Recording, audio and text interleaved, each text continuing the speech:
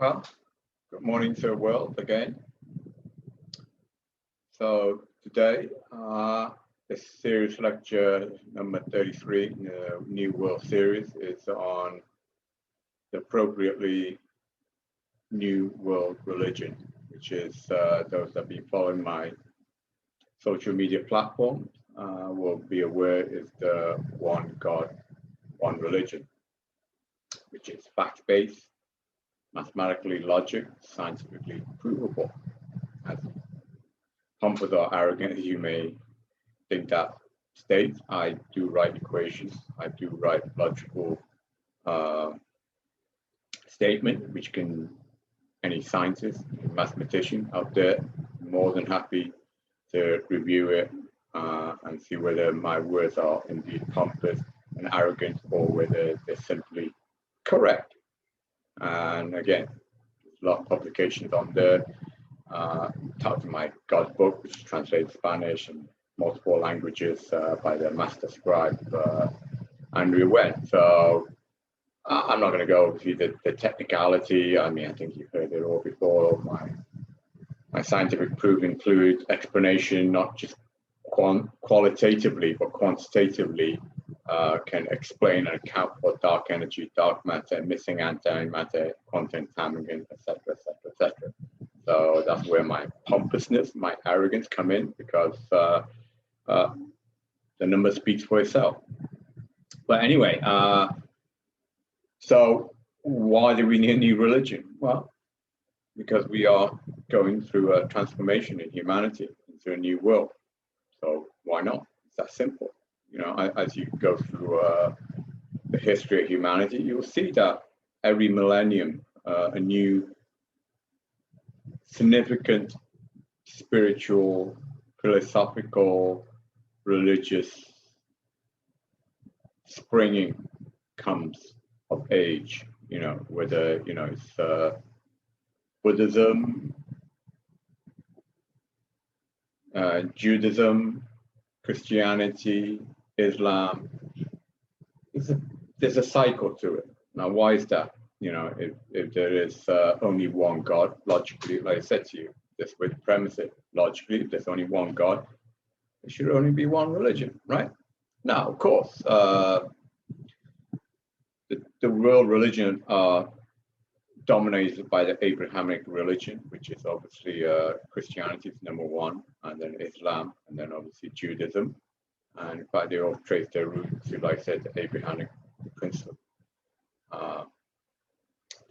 and that there is only one God, even though each one give the God a name, whether it's you know, Yahweh, whether it's Christ, or whether it's Allah. And in this new one God, one religion, God has no name. It's like the universe. Like, what's the name of the universe? Is it Bartleby? Is it Charlie? No, give the universe a name. Right? So why do we need to give God a name? You know, why do we need to humanize it? Because no offense, but we humans are very, very flawed. Very, very flawed, regrettably. So why should we impact a God which is the creator of our universe, essentially perfect? Why should we personalize it with our own flaws? Yeah, we are the good side to us as well, of course. So we're not totally flawed and we're not totally good. But if we humanize God, then we humanize it with our good part, but regrettably, we also humanize it with our bad part.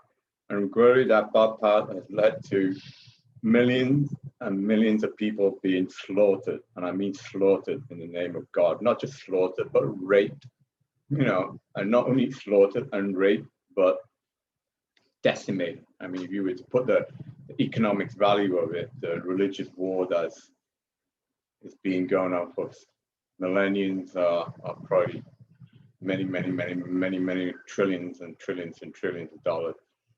So why not? Why instead of a Christian killing a Jew killing an Arab killing a Christian, and just this vicious cycle, or Buddha or Hindu, you know, they're all religion preach peace, harmony, and love, but then why don't you practice it? Seriously, why don't you practice peace, harmony, and love? I'm not saying there's not folks, of course, that do practice peace, harmony, and love. But again, you know, through history, but regrettably, too many people follow dictators, nutcases, cranks, call it what you are, but that's the reality of when you have a religion that is humanized, and when it's humanized in the evil way, and then regrettably, it is obviously a despicable way, you know. So a new religion, one God, one religion, is very simple. God has no name, just like the universe. God is the entire cosmos. And in this new religion, you don't have to worship God. Not at all. All God wants you to do is live a good, productive, righteous life. It really is that simple. Hear that? God only wants you to live a good, righteous life.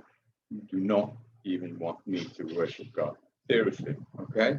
You think, no offense, God, the cosmos, care whether you worship? Of course.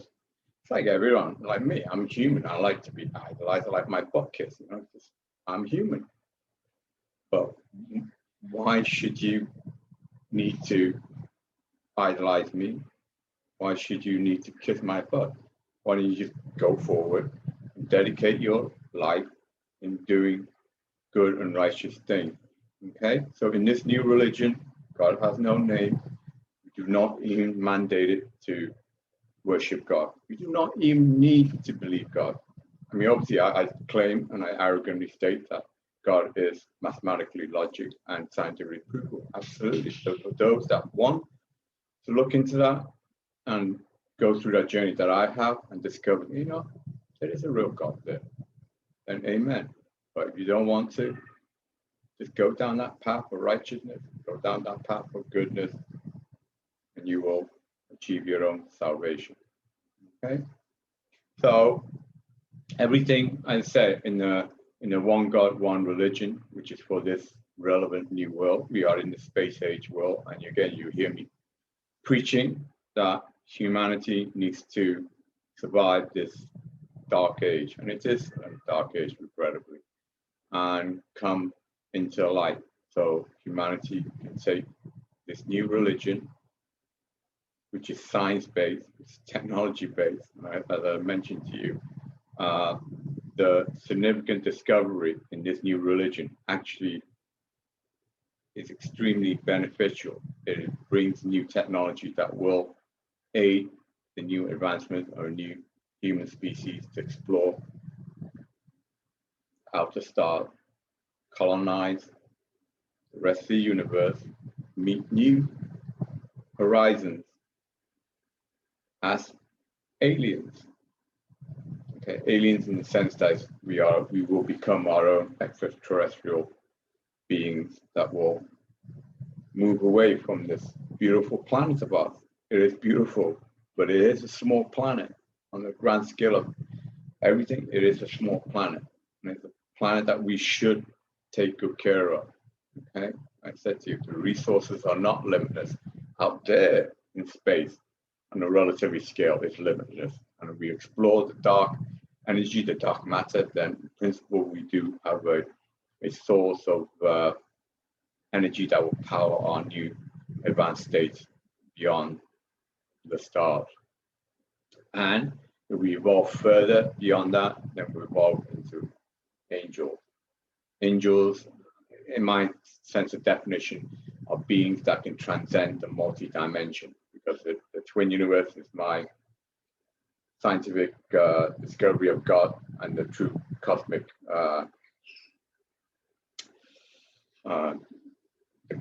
the real cosmos exists as the twin universe of the yin and yang. Okay, so there's actually a 10 dimension similar to string theory. So right now we're physically restricted to our 4 space-time dimension. But if we evolve to aliens that explore outer stars, and then angels to explore that multi-dimension, then we can literally go and touch the face of God, be one with the ultimate creator. So that is where we could ultimately lead to. But first, we have to evolve.